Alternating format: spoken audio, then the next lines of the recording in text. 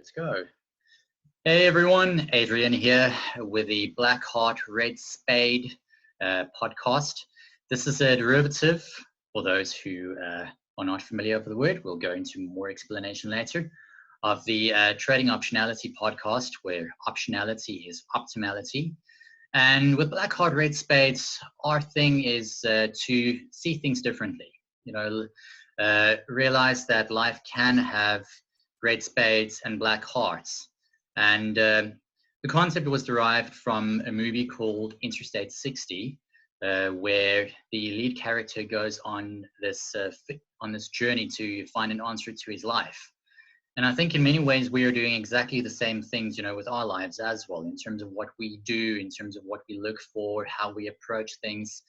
And and as part of that journey that he did, he was shown a game where there were black hearts and red spades, and he couldn't recognize them because he thought all hearts were red and all spades were black. And I think what we are trying to do over here as well is to show that with optionality, with different training methods, with everything that we do, that not all hearts are red and not all spades are black. And that's, by trying different approaches and looking through life, at life through a different lens, we could actually find treasures that are right in front of our eyes that we've just been conditioned not to see. So for myself, brief background for those who haven't watched the podcast, I am a trader. I'm also a qualified financial advisor. I used to be a British military fitness coach when I lived in South Africa for civilian people. I did a lot of personal training way back in the day. I also was a calisthenics athlete. Still am to some extent, but now I incorporate more weight training. I do jiu-jitsu, whenever I can. And we'll go into more detail as to why we do the things that we do. So over to either of you guys who want to do an intro on yourselves. And the floor is yours. Go on, Simon. All right. I'll go first, don't I? Age before beauty, isn't it? Yeah. My name's Simon, as you know. I'm a full-time personal trainer and online men's physique coach. So I coach men's physique athletes and women's bikini athletes for competitions. I've got a degree in sport and exercise science, and my background is strictly sport, really. I used to be a high jumper at national level when I was younger. So I've always been involved with athletes, myself being an athlete. I'm also a pro fitness model now as of last year, and compete myself in fitness shows. So very much the fitness guy, and I like to educate people. That's my thing. So teaching people how to do things better for themselves, because I realize as a coach that not everything is everything for everyone. So I like to take a more personal approach than perhaps a lot of coaches do. I do create programs which I sell on my website, which are just cookie cutter programs for people to get started and try. But really the thing I prefer doing the most is working one-to-one with people and helping them reach their goals. So that's me. Yeah. Great. Last but not least, so hey guys, it's Jamie here. I'm a full-time student studying a finance degree, but that's not all I do. I much prefer to be in the gym, lifting weights, doing powerlifting, strongman. And when I'm not doing that, and my life beforehand was playing tennis most of the time. From the age of probably 13 through to 16, I was playing probably 30 hours of tennis a week, loving life. Went abroad to play some competitions because I did actually get quite decent at it. After that, moved into the whole coaching side of things and running tournaments, things like that. And then delved more into the finance side, and here I am today. Well, welcome. Glad to have you aboard. You mentioned the coaching, and Simon, you're also effectively a coach of your personal trainer, if you really think about it. What have you guys found to be, how should I phrase this? What have you found to be the rewarding parts of being coach, but also like the challenging parts of being coach as well? Because we know that it's not all sunshine, moonlight and roses, so to speak. So Jamie, I'll have you take this one. Yeah, let's go. So the most rewarding thing probably is when you spend a lot of time with someone who initially, I mean, probably more relevant for me because I was coaching younger children, things like that, so where their parents had put them into the sport. If they're a child and not particularly interested, they just want to have fun, they don't really want to be on a tennis court, they just want to be running around having a laugh. When you start accommodating that, but then when you start bringing in aspects of the sport, and technique and tactics, and making it more tennis focused rather than fun focused, but I mean, you can have both, obviously. The most rewarding bit is probably when you notice that the person that you're mentoring, the person that you're teaching, starts to love the sport as well. And so when they start gaining that love and when things start going well, it's a great feeling to know that you as a coach have allowed them to sort of share in loving the sport that you love as well, and then also getting something practical out of it by getting fit and getting healthy. Challenging, probably linked to the start, is that initial stage where, well, definitely with younger children, is that they don't really want to listen. They just want to run around, have fun. They don't care about tennis. They just love being outside, and that's great. But then when the parents are watching, you have to try and accommodate and actually teach them some tennis as well. So that can be a hard bit to get them under control, but that's where the biggest reward comes from, I think, from that difficulty at the start. No, I think that's a very good way of putting it. And when you mentioned the whole thing about children, running around and wanting to play and all that, I suppose in a way, you want to utilize that energy as well, because you want to keep that enthusiasm going, the desire to play, while also adding a bit of structure to it. And I think, Simon, you can build onto that as well, because I've watched you coach people, and I consider you to be a really, really good personal trainer in a very objective manner.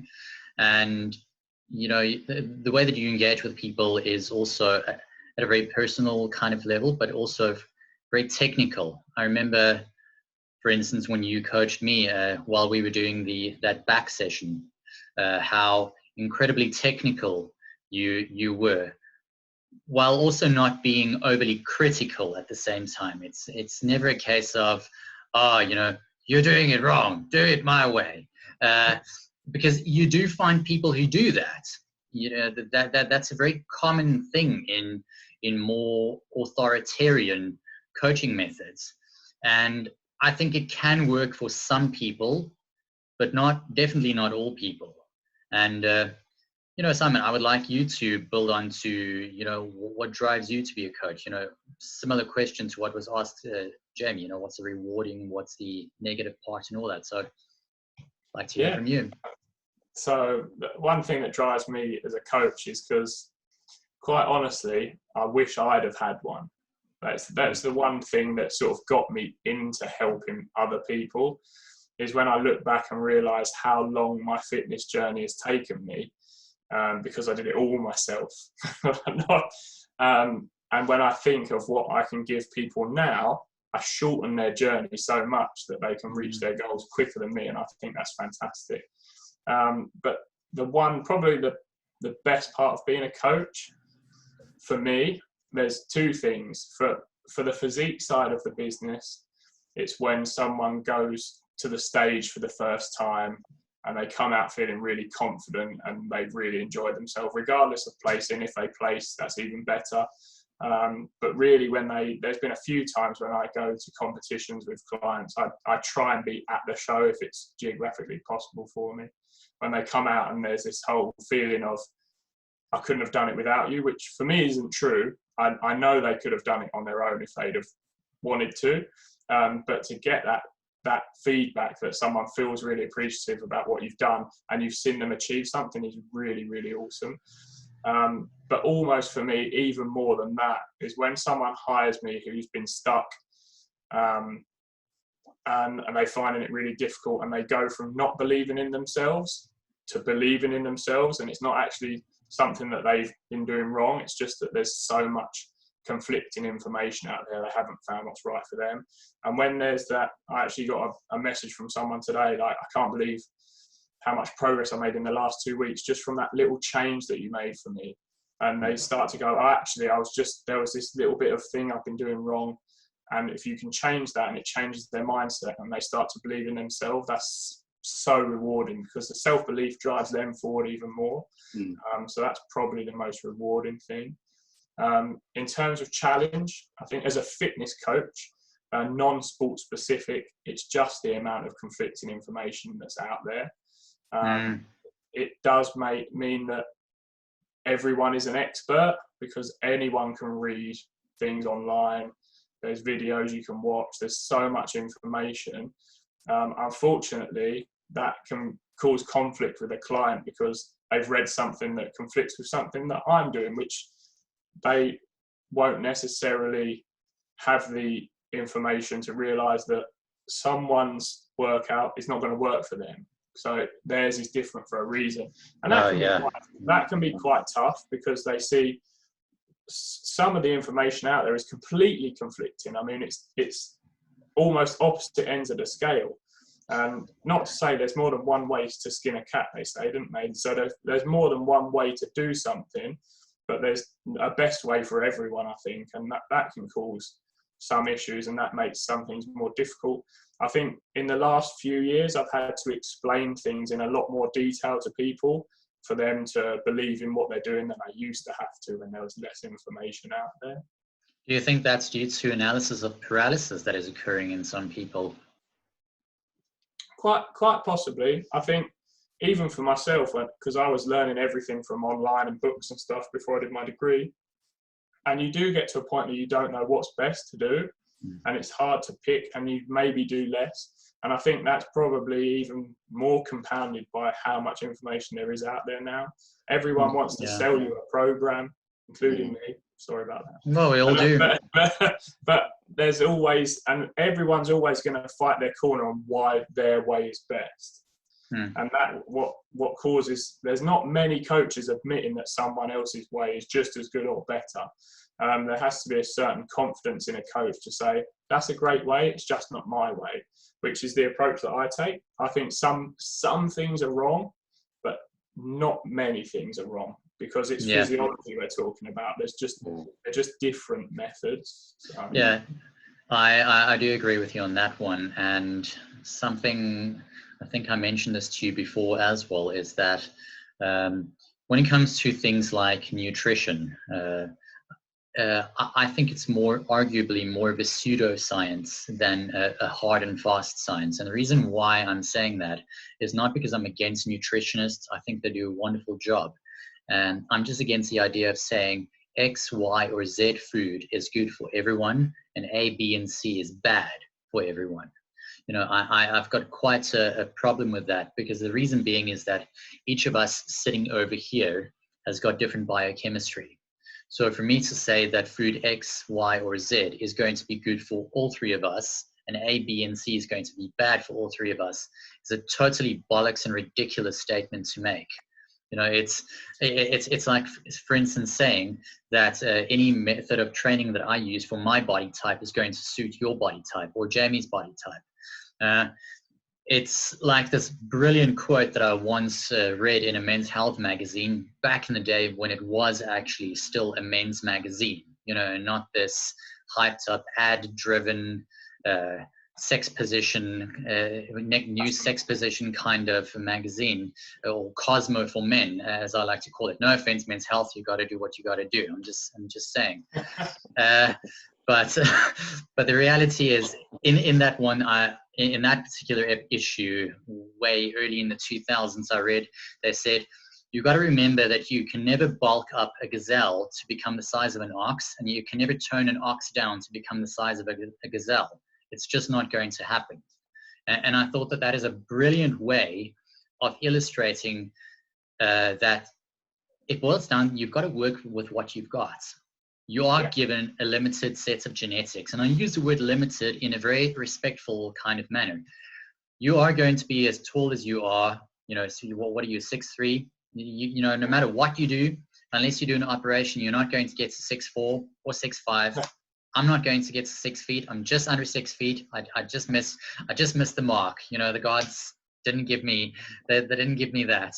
And that's okay. you know, each of us has got an advantage and a disadvantage to the body types that we are. Jamie, you would be a nightmare, for instance, to grapple with due to your low center of gravity and your sheer strength. I would hate to grapple with someone like you. It's always a nightmare on the floor. You know, and Simon, for instance, you can, well, you've got longer limbs, so there are certain things that you can do that are a lot easier for yourself, and there are certain things that are a bit harder.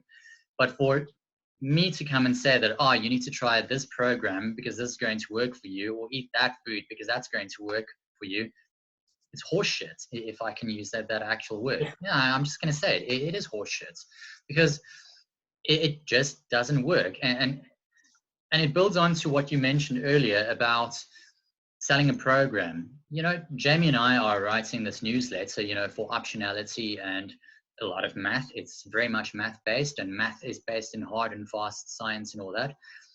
But even the idea of how things are going to turn out is not based on a hard and fast science, not even close. You know, you're lucky if it turns out the way that you do, and you can do all the prep work. And I think you need to do the prep work to stand a better chance. But at the end of the day, everything we do is more about increasing the probability of success, not guaranteeing success. Risk management. Yeah, and I think that is, yeah, exactly, Simon, 100%. It's risk management. And I think that's also how we like to approach things. Yourself, I've noticed, you know, you always, with your warm-ups and your stretching routines and all that, always risk management.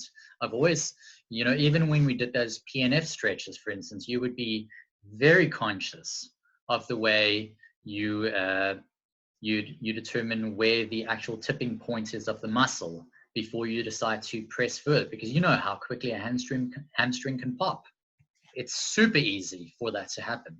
Strong muscle, but a very fragile muscle at the same time, isn't it? And yeah, I guess that's just the point that I'm trying to make, though. It's not everything's going to work for everyone else, and there's so much bloody conflicting information. And that it boils down to this, though: consume everything, but don't trust everything wholeheartedly. And I will delve a little bit more into that after I hear a bit more of your thoughts on this entire topic. So, yeah, whoever wants to go. No, I think it's a really good point about you're trying to increase the probability of success, not necessarily guaranteeing it. That's kind of nail on the head with that one. With the nutrition, it's probably because of when I started going to the gym, the whole scene or the regime that was around at the time was IIFYM, if it fits your macros. Yeah. So it's a very sort of reductionist argument where it's basically saying, well, the first thing it does, it throws sort of vitamins and minerals out the way straight away and says, look, you've got three main foods, not food groups, three main macronutrients. You've got carbs, proteins, and fats, and it basically says if you can meet those goals, if you can meet the set number of carbs, fat, and protein in a day, you will reach your goals, essentially, is what it's saying. But it's based on, it's kind of moving away from like chicken and broccoli and rice every day for lunch, which, yeah, healthy meal. But a lot of people, I think, at least in my generation now, would be like, oh, it's too boring. I don't want to have the same thing every day. I want to have some variety. And you can make good and bad points about it, I think. But what this, if it fits your macros viewpoint, does is, like you say, it basically says these three things work for everybody across the board. And I disagree with that mostly. Well, I disagree that everything will work for everybody, that those three principles will work for everything across the board. But I think when it comes down to the smaller details, so obviously vitamins and minerals are very important, but when you start talking about people with certain intolerances and diving into the biochemistry, I mean, what proportion of extra performance can you eke out from adjusting for that? I understand if you're a high performance athlete, or if you're in the military, or if you're in something where your performance is everything, where it's essential. So military, it could be life or death, but in professional sport, it could be the difference between winning and losing. But I think for the everyday person, IIFYM wasn't a bad thing, insofar as that it made the world of fitness and dieting a lot more accessible and a lot less alien to people. It made it feel, if you wanted to lose weight, all you had to do, and I agree with this point, is all you have to do is maintain a calorie deficit. It's just calories in, calories out, net the difference. If you're under, if it's a negative number, then you'll lose weight. If it's positive, you'll gain weight. If it's flat, you'll stay the same. But I think the point that it neglected to make was that, yeah, you'll lose weight or gain weight, but your composition will be different depending on what you have. So there's the maths, and it's the physics, it's thermodynamics, and so far as it's calories in, calories out, it's just energy. But then you'll look very different. Someone could eat 500 calories below whatever their sort of resting rate is. Someone could eat, and someone else could do the same thing, but depending on what they eat, they'll probably look very different, depending on the quality of food and the type of food that they're having. And probably there's somatotypes as well, that likely will have quite an influence too, because certain somatotypes are going to have certain, different resting rates, wouldn't they? Yeah, but I think purely if you took someone, the two people, you found them same weight, same height, got them to do the same gym workout and regime, but then put one guy on an IIFYM calorie diet and said you could fill all your carbs up with Oreos. You could have 1,000 calories of Oreos, but then say to the other guy, have brown rice and broccoli or something. At the end of the day, when you adjust for those things, they'll probably look quite different if you go from Oreos to actual, like, real food. Yeah, bloody hell. So I think that kind of truncates it and kind of kills the argument, but it does make it, the good thing about it is that it's a very accessible way of entering the fitness world. Well, it's like CrossFit. It's like CrossFit in a way. CrossFit is a different kind of beast. I'm not a fan of CrossFit. I'm a fan of elements of CrossFit, but not CrossFit as a whole. And the reason why I'm not, and all the CrossFitters watching this, don't hate on me. I just feel that it's such an injury-prone sport that, to me personally, it's not worth it. I've personally never met a CrossFit athlete who has not had an injury after 2 months of doing it. And that's actually saying something. Some negative connotations right there. Yeah, and you normally see them with those black patches on their arms or their backs. You know, those medicated patches and stuff. And how they are in good shape. There's no question about the fact that CrossFitters are in brilliant bloody shape. No question. And the other good thing about CrossFit that it's done, though, is that it's made a lot of calisthenics equipment very accessible and a heck of a lot cheaper than what it used to be before. I seem to recall that Ido Portal, that movement coach that I've spoken of before, said that a pair of rings used to cost something like $200 or $300 way back in the day, and CrossFit has essentially brought it down to essentially like $30 for your average pair of rings now. So from that perspective, it's a really good thing in terms of what it's done. And that's what Jamie mentioned with the whole commercialization and making something more standardizable and accessible that can have a very positive net effect on an injury itself. Sorry, on an industry, not injury. Look at me thinking about injuries.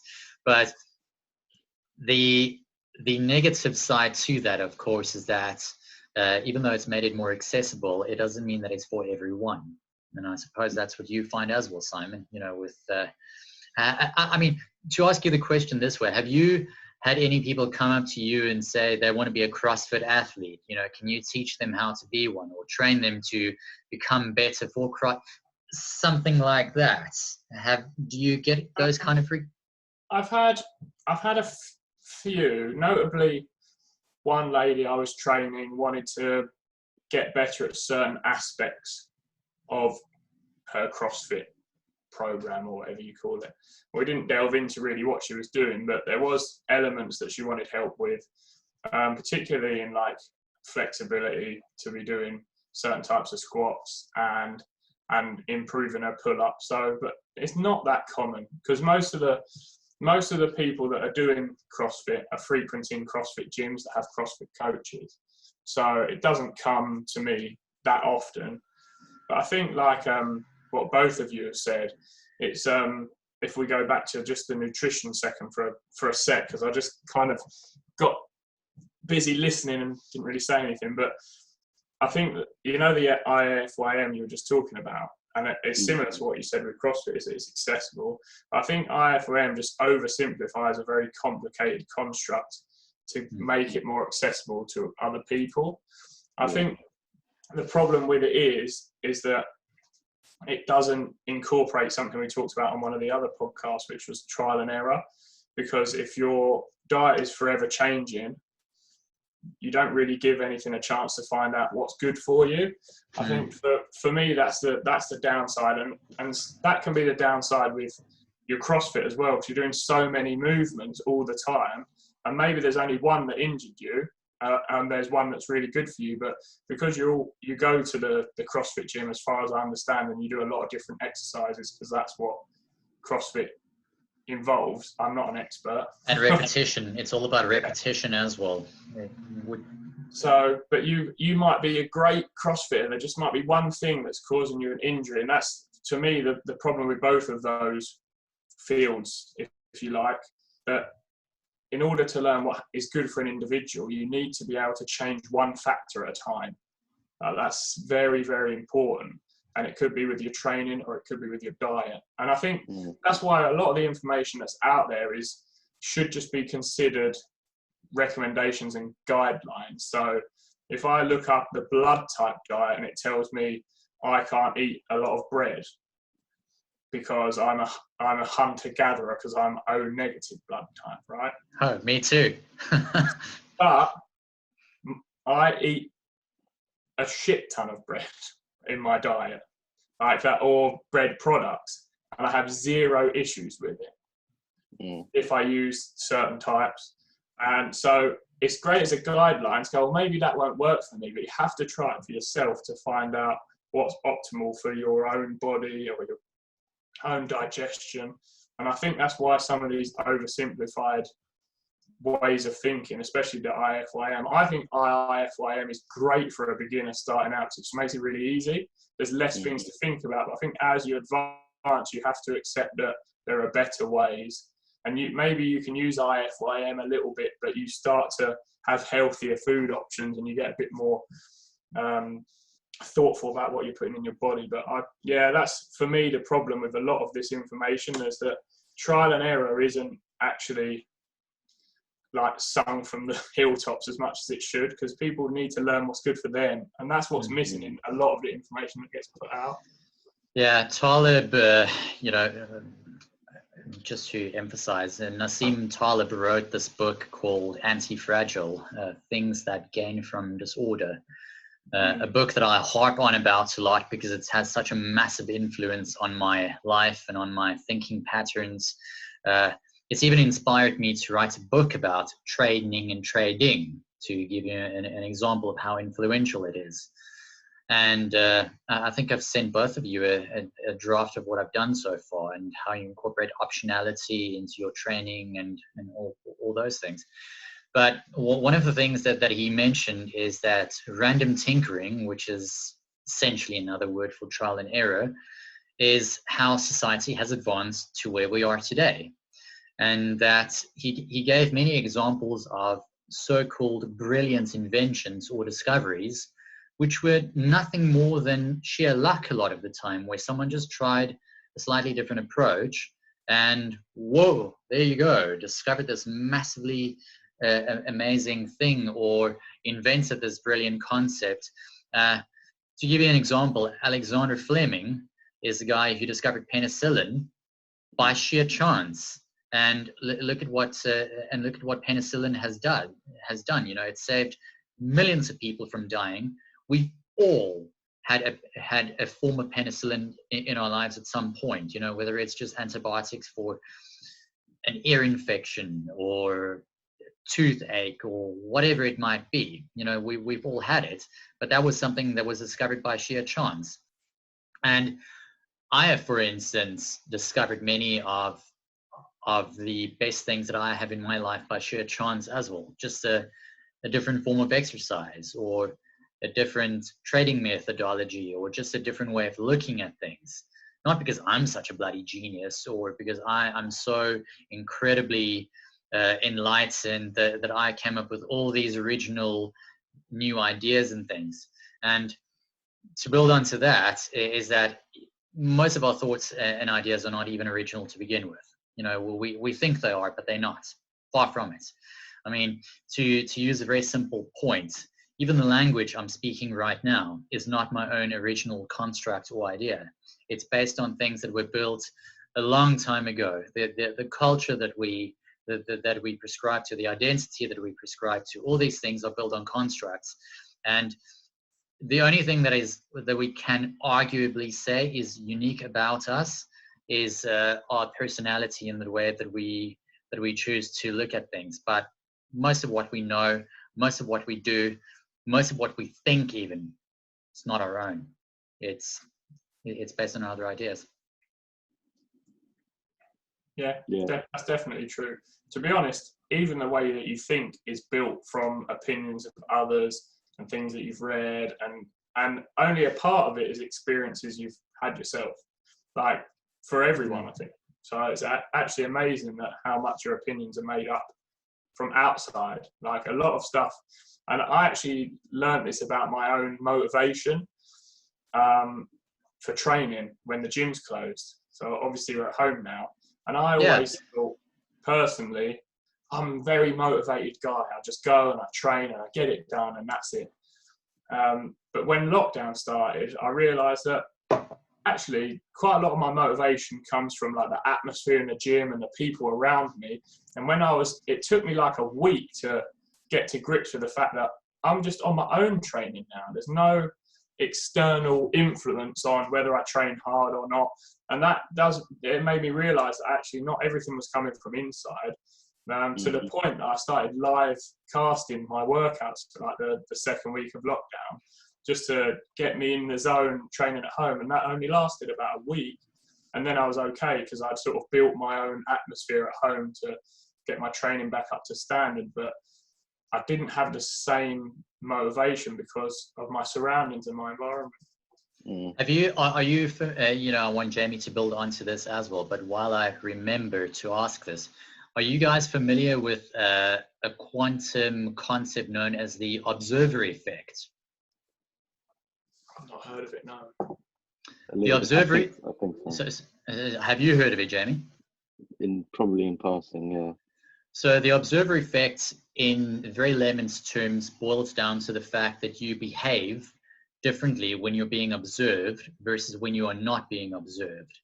And they actually discovered this down to the atomic level, where they noticed that atoms and molecules, well, what we can observe of atoms, because we can't go all the way straight down to the core of an atom yet. But what they've seen of atoms is that they behave differently when they are actively being observed versus when they are not being observed. So you have to ask yourself, what level of consciousness do energy particles and things actually have if they behave differently while being observed? Because the assumption could easily have been made that what kind of a level of consciousness does an atom have? And now we are delving into some seriously deep shit here, and I definitely don't have the answers. But the point that I'm trying to make is, even at a much higher level, like what you were describing with the live costs and stuff, you behave differently while being observed, and an atmosphere in a gym also has a form of observation that goes with it, than when you are alone and not being observed. So in one sense, you might, for instance, be more comfortable while not being observed, or you might be less comfortable, depending on your personality.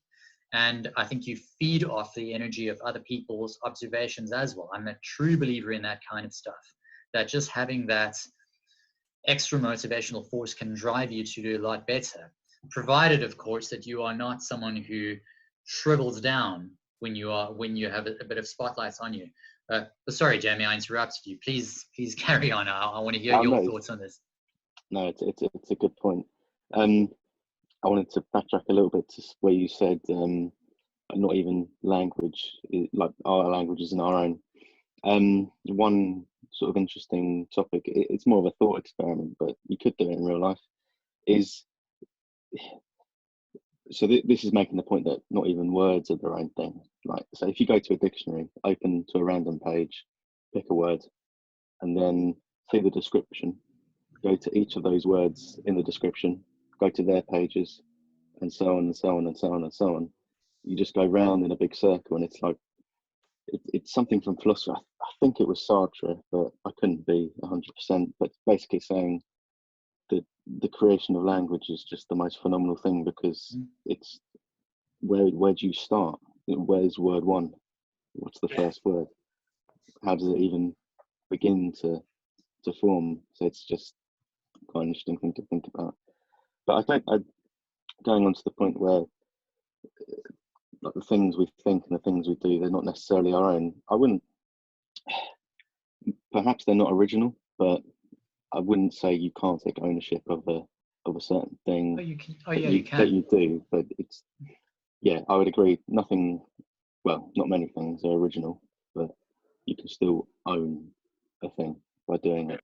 Oh yeah, definitely. There I do agree with you. I'm just saying that we are actually very privileged to have many generations who came before us, who laid a brilliant groundwork for us. I mean, we can even look at the country that we live in at the moment. Being in a first world country places you in one of the top 20 locations in the world to be in, because there are only 20 first world countries, if you really look at it that way. So I mean, I'm an immigrant, but just being born in, say, the UK or America, Germany, or wherever already gives you a significant advantage by sheer luck over someone who is born in another part of the world, who may not have access to the same things. Even if they could have a higher IQ, they could have better physical or athletic intelligence and all that stuff.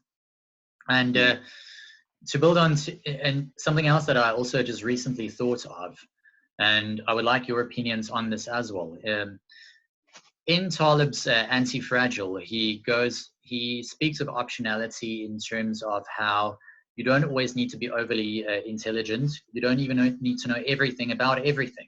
Like in the green lumber, you remember the green lumber issue where all you need to do is be able to distinguish between relevant versus irrelevant information, even if you don't know everything about everything. I think the English language that we speak is a prime example thereof. I'd be shocked if either of us has a vocabulary of 10,000 words. I'd be supremely shocked if any of us do. I mean, they say that if you've got a vocabulary of 3,000 or 4,000 words, you are pretty damn articulate. But yet 10,000 words would be 1% of the words in the English language. Think about that, 1%. So we are able to effectively communicate, string sentences together, form concepts, write books, do podcasts and all that with less than bloody 1% of the knowledge of an entire language. So my thing is that I keep saying to people is that when it comes to anything that you do, you really don't need to know everything. Just find the stuff that bloody works, and then you can do amazing things. And I think that's a Pareto principle as well, isn't it, Jamie? I was going to say, yeah, with the language, I know it's something like Zipf's law or something like that, where I think the word A makes up some ridiculous proportion of all the words that we speak and type and everything like that. It's pretty crazy.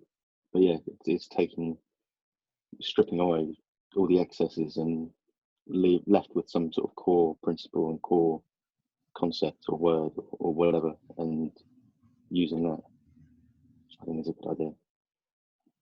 What do you think, Simon? Love to hear your thoughts on this. Well, I think it comes back to that you can actually have too much information. And I think maybe that's not quite as relevant with language, but I think in any area of expertise, there is such a thing as too much access to knowledge, and too much access to knowledge that isn't necessarily relevant. I mean, it works specifically well with training, because for me, there's a very particular type of training that I do that I'm a proponent of, but that I know about a lot of other different training styles, because I've done athletics training, I've trained powerlifters, I've trained physique people, I've trained footballers, I've done a lot of different types of training. And I think if I gave some of my clients all of the knowledge from all of the different types of training, they would be like, but what am I supposed to do? It's too much. And I think you don't need to have all that. And for me, a lot of that knowledge I've had from previous clients is irrelevant 99.999% of the time now. And it's space in my brain that could be filled with other things that are more relevant for what I'm doing now. And I think that way, sometimes learning is great, but it can be overdone, and it can be knowledge for the sake of knowledge. I think in the world we live in, with social media and blogs and all things where you're getting your knowledge out there, even what we're doing here, there is a tendency to need to prove oneself. Yeah. And sometimes you will soak up more knowledge than you need just so you can show someone else that you know. But really, we don't need to do that to be successful. Yeah, you just touched on that, showing what you know and all that. And it boils down to this concept called ligometry. I don't know if we've spoken about ligometry or ligometry, however you pronounce it. If not, please let me know. We haven't. Okay, so ligometry is a form of learning where you acknowledge to yourself very honestly knowing what you don't know. So you learn from a space of knowing what you don't know, as opposed to the approach where you do the knowledge inflation and knowledge pretension, as Simon just alluded to a few moments ago. Because it's incredibly easy to follow the latter approach, and it's so bloody seductive. It is such a nice ego stroker, and it feels good. You know, you've got to admit that it feels good to say, I know this, or I know that. It's like a part of yourself has been validated by the fact that you know that when someone else doesn't know it. But when you do ligometry, you realize that there is so much more that you don't know than what you do know. And what that does, and why it's such an effective method of learning, is that it forms a great baseline for you to keep upping your average consistently.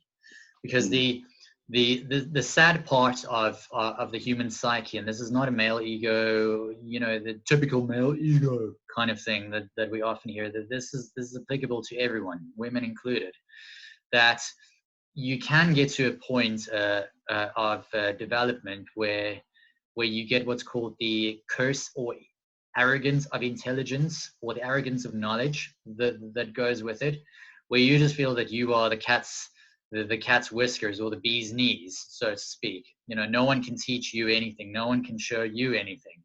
But or even in training terms, you can get to a point of development in your physique, whether it's lifting, whether it's jiu-jitsu, you get to black belt level. And the funny thing is that I found with jiu-jitsu is that the most arrogant people that I've ever rolled with, for the most part, are either blue or purple belts.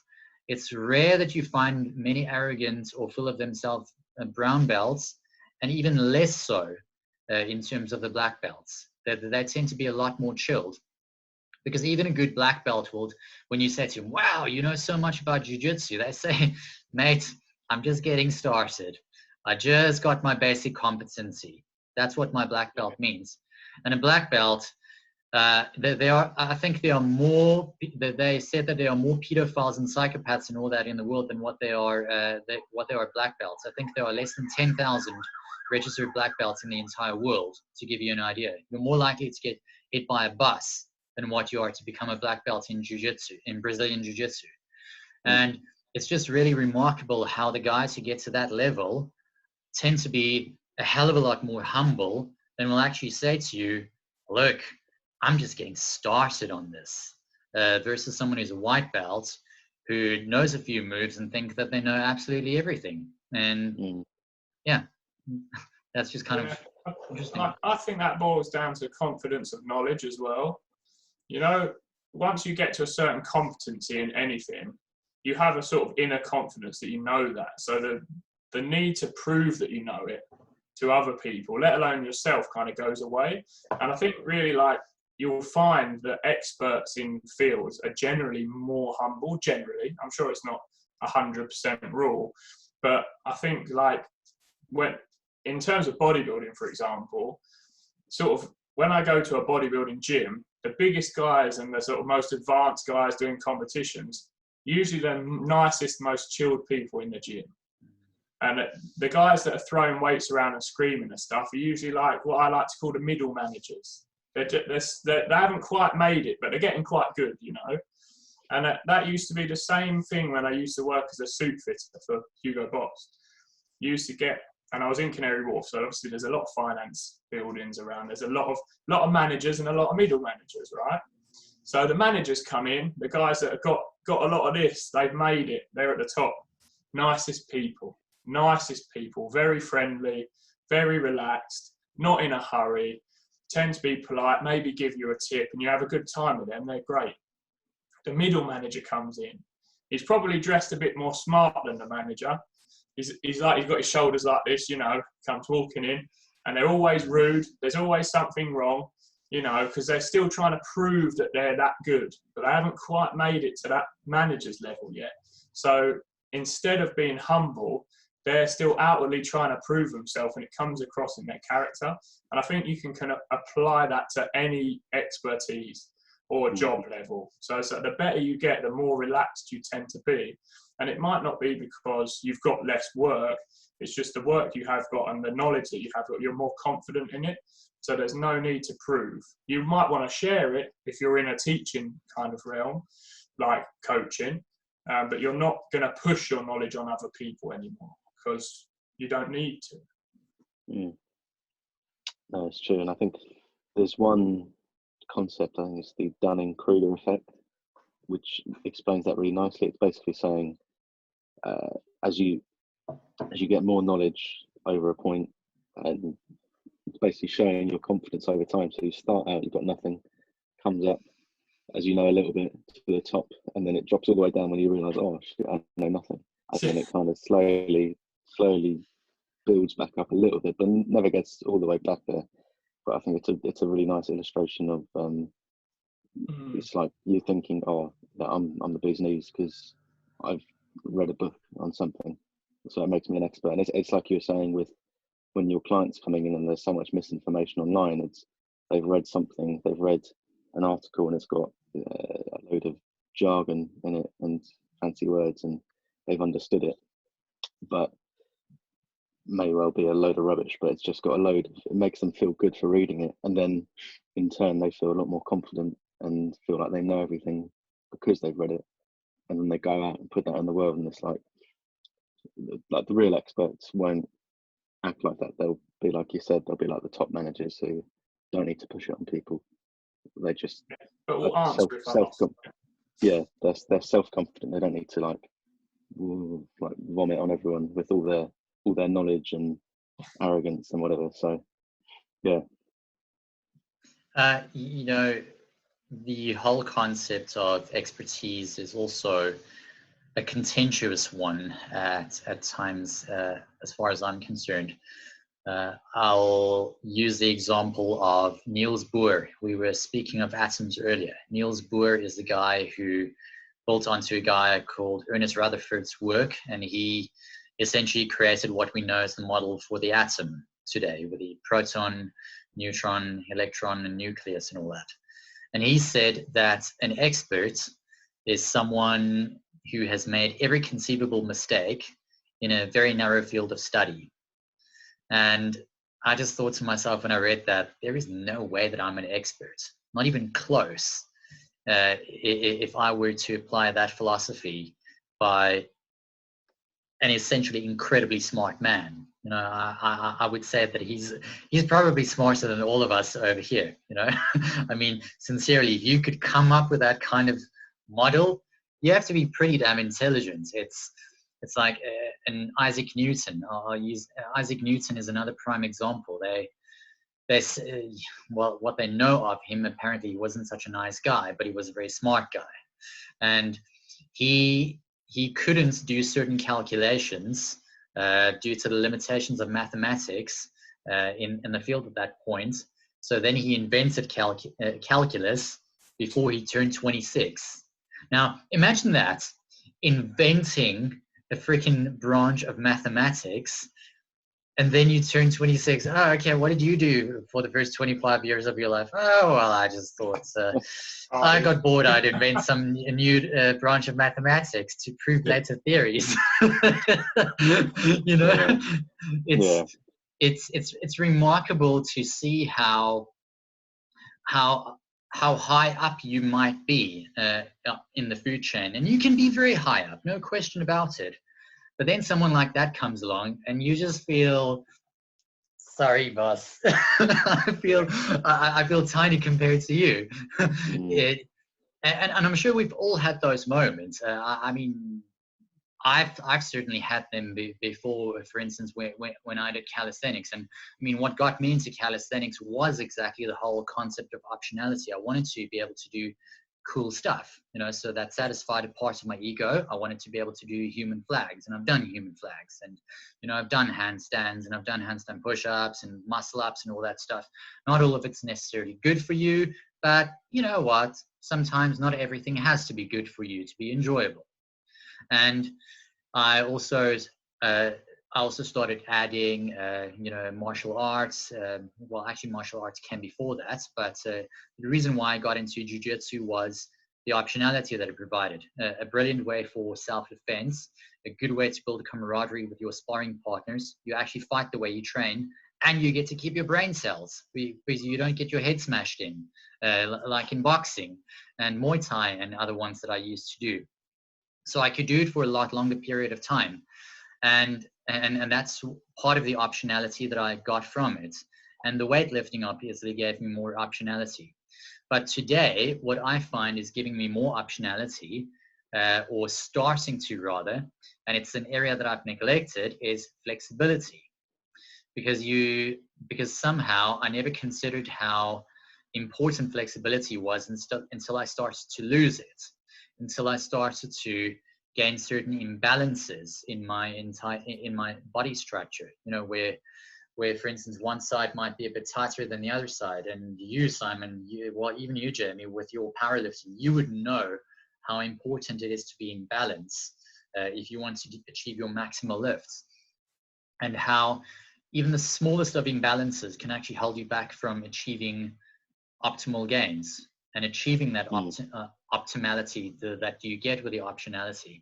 And I think that's also a really important and key concept over here as well. It's all good and well to strive for optionality, but at least sort out your imbalances first before you think that what you're going to do is going to get to the option, give you that optimality that you want.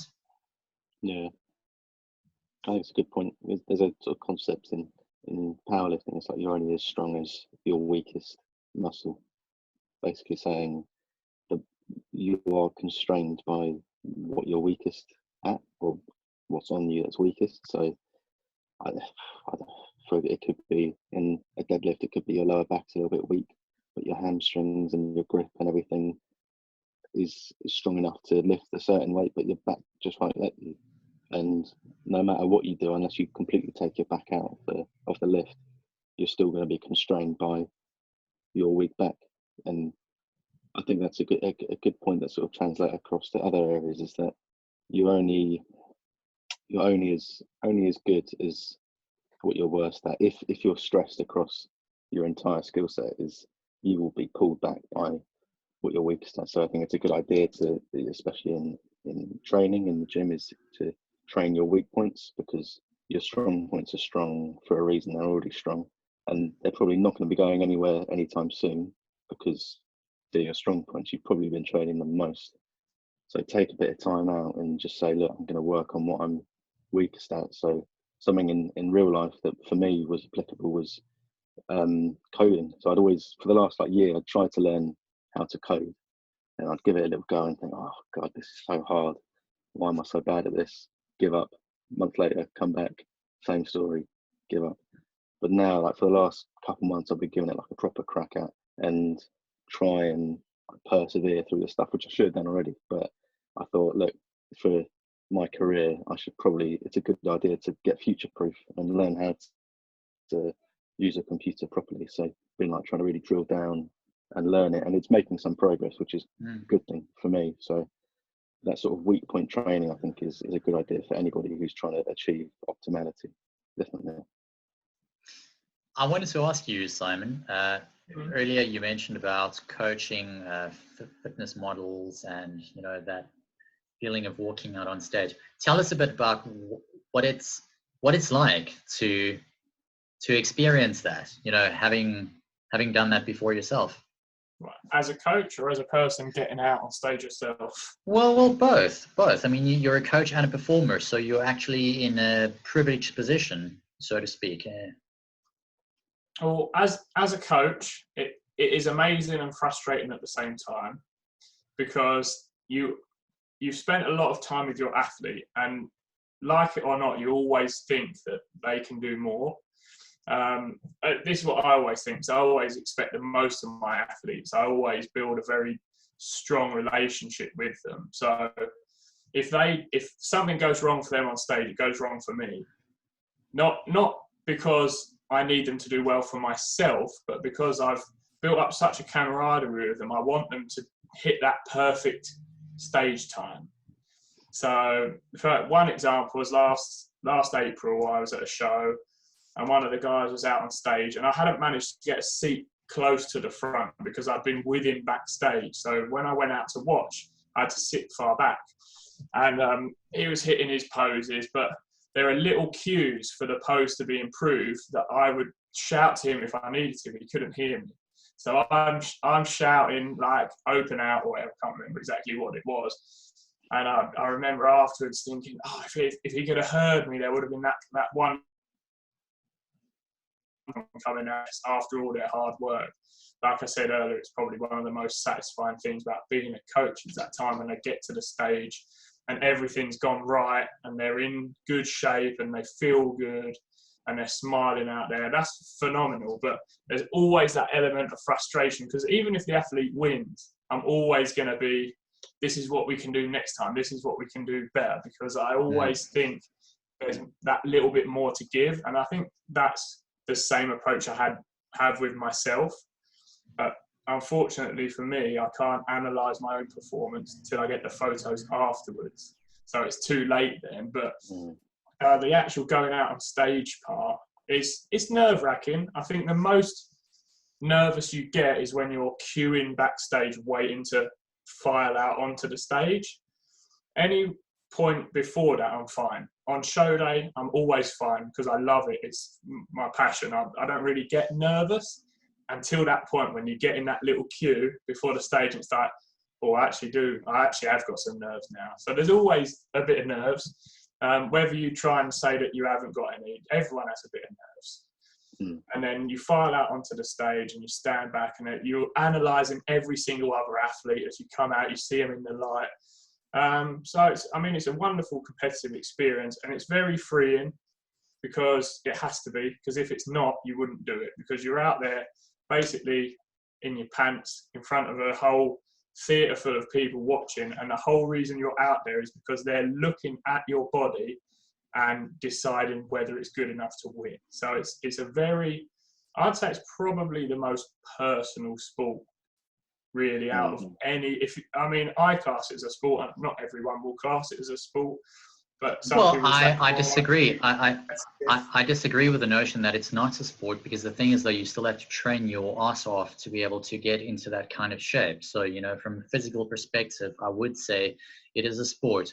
Whether you would say that it's necessarily an athletic performance being done on stage, yeah, okay, I suppose that's the arguable thing that people like to go on about. But no, there's no way that you can't be an athlete and get into that shape. It's just not really possible.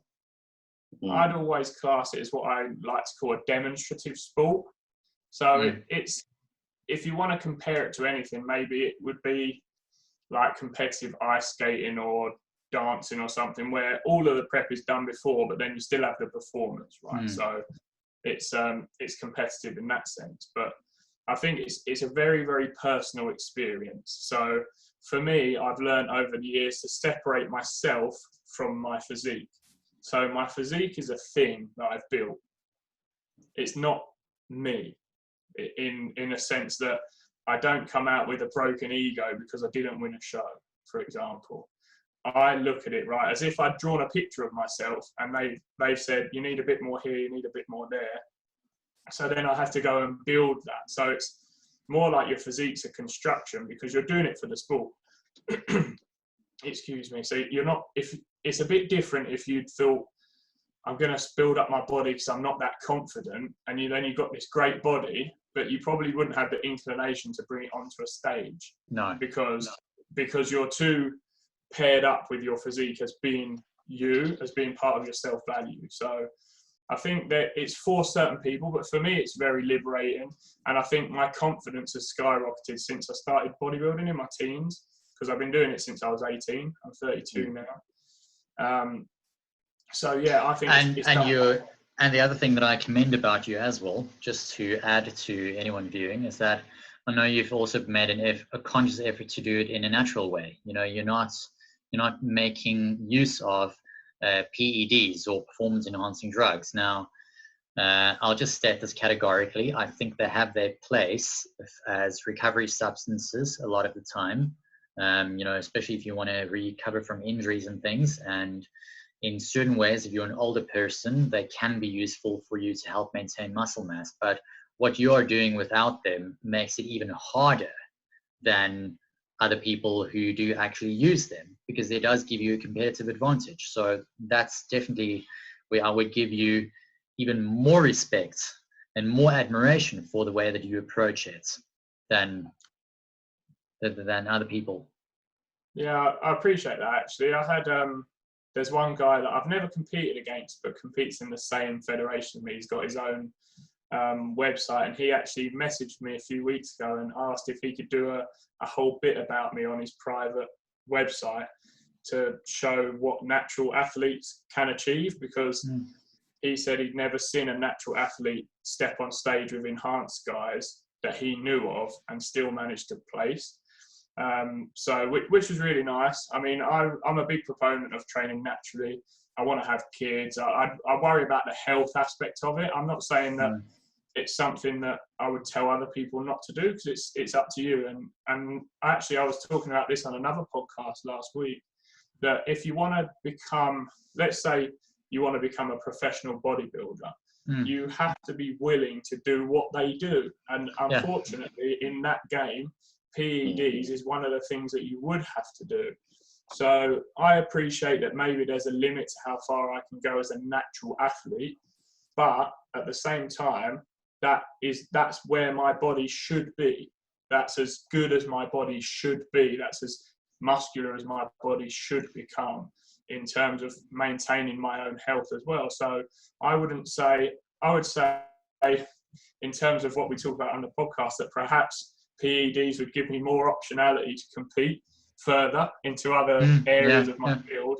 However, I have to think about the risk management side of things and decide whether it's worth it for me. So probably not. And I actually feel like being able to step on stage as a natural guy gives me more sort of personal satisfaction if I happen to place. Like when I won my pro card last year, I was immensely proud that I'd done it knowing what I was up against, because I don't think I was the only person that was natural. I wouldn't like to state that categorically, but I was definitely one of the only ones. And that's immensely satisfying, and knowing that you've done that with your own body, because no one can do it for you. No one can put in the work to build your body for you. You have 100%, 100%. And I do think that, you know, from a psychological perspective, why a fit and strong physique is so highly coveted across the board, whether you're male or female, is the fact that you can't buy one. No, You literally cannot buy a physique. You can be Jeff Bezos. You can liquidate every share of Amazon that you have at full market value at the moment. Not that it's possible, but let's not go into that. But theoretically, if you can liquidate your entire 100 billion plus net worth, and you put that down and you say, I want to buy your physique, can't do it. You absolutely can't do it. It's something you have to earn. That's the difference. And that strength is something you have to earn as well. You can have a natural genetic inclination for it, but there is no one I know of who is naturally, without training, strong enough to go and deadlift 500 kgs, like Thor and Eddie Hall. No one. You can only earn that. Knowledge, for the most part, as well as the same thing. You can be genetically gifted, have very high IQ, but you still need to read the books. You still need to watch the videos. You still need to watch the documentaries and study and all that stuff. Otherwise, it doesn't just magically fall from the sky and boom into your head, you know. And even like creating the content that we are right now, though, this is a bloody process. This is random tinkering. I mean, I even look at the improvements that we've made in this episode versus the previous episode, and it's almost like day and night. It's this exponential growth curve that I've noticed. You know, small little mistakes that were made in the past one. I feel a lot more relaxed as well. I'm more used to the idea of the observer effect. Because that does play a role. It definitely does play a role.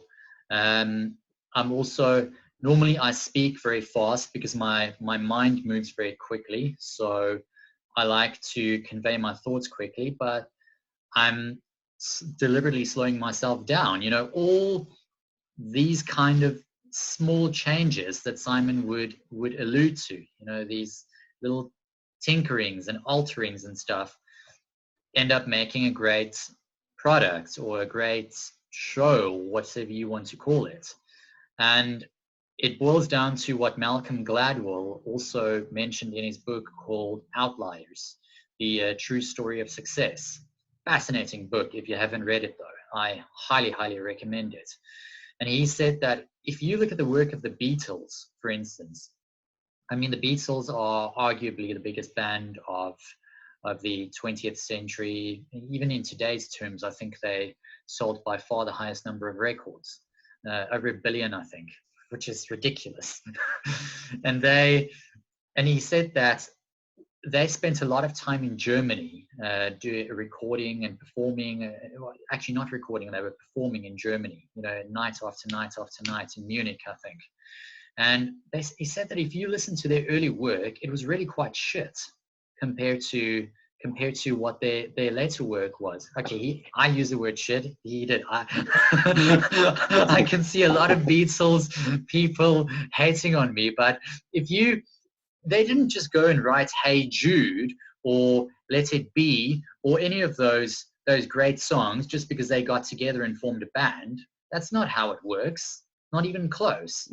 I mean, you look at rugby teams. I mean, I know more about rugby than football. I don't know if you guys probably know a bit more about football. I didn't grow up in a football culture.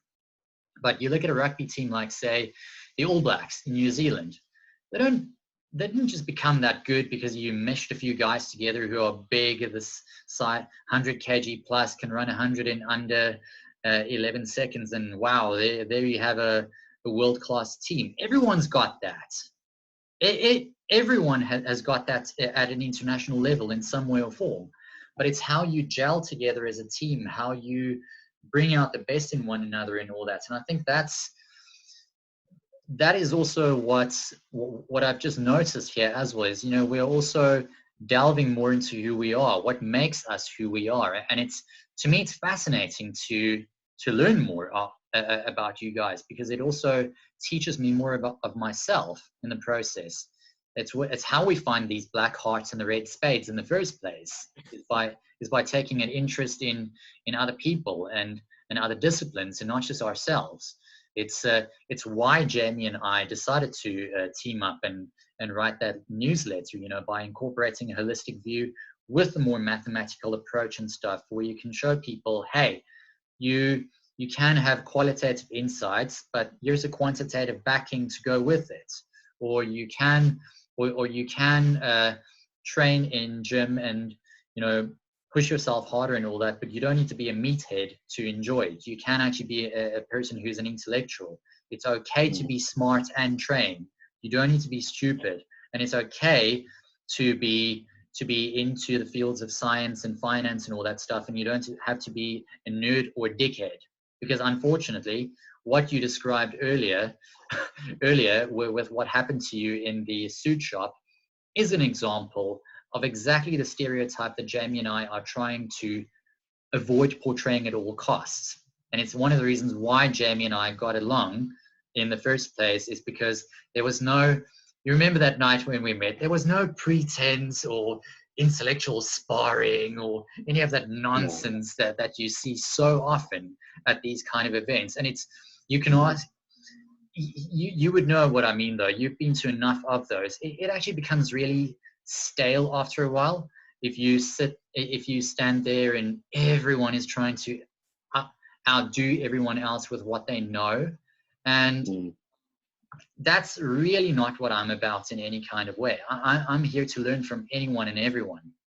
I don't care what your age is. I don't care what your background is, what you studied or didn't study. I mean, some of the smartest people I've met have zero formal education, and I mean absolutely zero. And they can teach you more about life and more about their fields, and often more about making money, for instance, than what even people with PhDs or MBAs or any of those can. And it's like a question that I've been asked before, and I love answering this one. It's like a financial advice. Oh, you give financial advice. Can you teach me how to make money? No, you're probably better at that than I am. Quite honestly, you are probably better at it than what I am. What I can do is show you how to take that money and grow your money and protect your money. Because if you're an entrepreneur, let's be honest, you've already got the making money part covered. If you've got a successful business, no one can really tell you how to do that too much better if you've got a successful business and you've already got a successful brand. And I think that's a whole reason why I love this whole consulting kind of game as well, with the optionality and with the black hearts and the red spades, is that I get to connect with guys like you, and I get to build onto my own game. I get to share ideas that I have. I get to stress test my ideas. That's the other really important thing as well. I mean, Simon, I speak with you a few times a week, Jamie as well. Jamie has this whole thing where I would present an idea and he'll stress test the shit out of it. So let me tell you that. He literally does that. And I kind of do the same thing as well, and it's good. Some people can't handle that. So I don't know if you've come across that before as well, where, for instance, you get an idea that's presented to you, you give objective feedback, and Jesus, dude, they just flip out as if you've literally broken their egos, or you just shattered their self-image of themselves. Have you guys encountered that before in your own capacities? Yeah, absolutely. I mean, there's a good concept. I think it's in the book you're reading at the moment, Adrian. The Kahneman one is the concept of a pre-mortem. So it's like take an idea and try and look ahead in the future and see what could have gone wrong. Say a year down the line, your idea's failed. It could be a business, it could be a trade, it could be whatever, it could be a training program. You basically then have to say, like, a year down the line, it's failed. What about it has failed? And you have to take an objective look at what you've been doing and say, oh, that bit looks a bit vulnerable. It's basically like stress testing. Literally stress testing and see, like, that bit might fail. Something could happen that blows it all up or whatever. But then you try and do that with other people, and it is like you say, it's like you've broken them. I can't take the sort of idea that the idea may fail at some point. They don't want to accept the reality that not everything is perfect. Like, things can mess up. I'm sure a lot of people had a lot of plans for 2020. I only see them down the drain. But I what can you think do? that concept is very, very, very similar to the thing I was talking about earlier, and having to separate your body and yourself. And I think a lot of people consider themselves to kind of be their idea, and that criticizing their idea is criticizing them. It happens massively in fitness. I was in like a group of coaches on Instagram, just like a chat group really. And in the end, I had to leave it, because anytime you wanted to talk to someone about something, you'd just be talking. It generally ended up in a debate, because everyone is right, and you can't criticize someone's idea, even if it's constructive. You know, you're trying to help. Well, maybe you could try this. It got quite intense at the beginning of lockdown, because there was a split between a lot of the fitness professionals, that especially bodybuilders, that you can keep making progress during lockdown or you can't. And there was like, and I was on the side that you can, because I genuinely believe you can make progress with no equipment if you had to. And in the end, it just became like a sort of knowledge competition about who knew more. And I just couldn't cope with that, because everyone kind of seems to hold at knowledge, and it's like that's a part of them that you're criticizing, which genuinely isn't the case. But I think that's the problem a lot of people have when they get criticized, or their idea gets criticized. Yeah, it's a very fragile balance that you need to be able to maintain, you know, in terms of whom you choose to stress test ideas with, but also how you stress test those said ideas. I mean, even if you think, for instance, that an idea is really a really crap one, there is a way that you can say that as well without coming across as being completely and utterly dismissive. And from my perspective, I think why people get so, and I've had that happen to me as well. I mean, I've also felt, you know, affronted when ideas that I've floated were completely dismissed and all that, because it takes a lot of effort to come up with a good idea. I think that's why, I think that's the part that upsets you, is that all that time, all that effort that you spent in something only to discover, heck, it's actually a shit idea. You know, it's hurtful to you at an intellectual and possibly even spiritual kind of level, because it's energy that you had to expend on something. But at the same time as well, it doesn't mean that just because you've had one, you'll never have a good one again. That's also the other aspect that you need to look at. If you've proven that you have that creative force to come up with one idea, you can come up with 10,000 different ideas, and one of them is bound to work. It's like this saying from a hedge fund guy, I can't remember which one, but he said you only need to get rich once, and just make sure you don't that you don't lose it all in the process. But once you get rich once, the rest becomes a lot easier. It's almost like the money does the heavy lifting for you, and they've proven this, that once you get to your first million, the second million is a lot easier, and once you get to 5 million, that 10 million, and then from 10 million 100 million actually becomes quite conceivable and quite easy, relatively easy to obtain. But getting to that first one is the seriously hard part. And I think the same goes for achieving optionality as well. You know, getting to the point where you have that optionality is the bloody hard part. And this is why optionality is so highly coveted, but it's also highly elusive at the same time, because it's not something that just falls into your lap because you know it exists. Far from it. And I think what makes it so much more painful as well at times, and this is the downside to it, is that once you know of optionality and you find that you don't have it, it frustrates the shit out of you even more so. Because you're like, why don't I have it? What am I doing wrong? And I think that that's also a really key thing that we can explore in a following episode. I don't know what your thoughts are on this, or how you feel about that.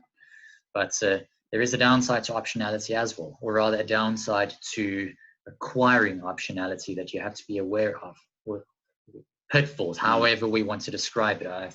I'll leave it to you to help me come up with a great theme for that. But everything is not all moonlight and roses, as we know. You have to put in the work. You definitely have to put in the work. So I would like you guys to mention any final thoughts that you might have, anything that we might not have covered. I think we had a pretty extensive one. So all yours. No, absolutely. I think, like you're saying, the first million's the hardest. It's a bit like the first pull-up's the hardest. But and something that probably applies more to money is that once you go from there, it can be a lot more exponential. Whereas with a pull-up or something, you probably clock out at a certain number. But I think having the ability to access some form of exponential growth is very key, and that is a part of optionality and helping you to achieve optimality from that. Absolutely. I think that's a good way to finish on. Very nice point. Yeah, I think so. Definitely. So guys, thanks a lot for doing this again. I know I really appreciate your time and all the insights that are to be gained. I'm going to be uploading this quite shortly, and what I want to try at some time in the future, I don't know how to do this yet, is to do an actual live stream where you know, people can comment on YouTube and all that. So we can give that a go. Just need to figure out how exactly to accomplish that. But that would be nice to be able to take some questions. You know, then there may be questions that we haven't even thought of asking.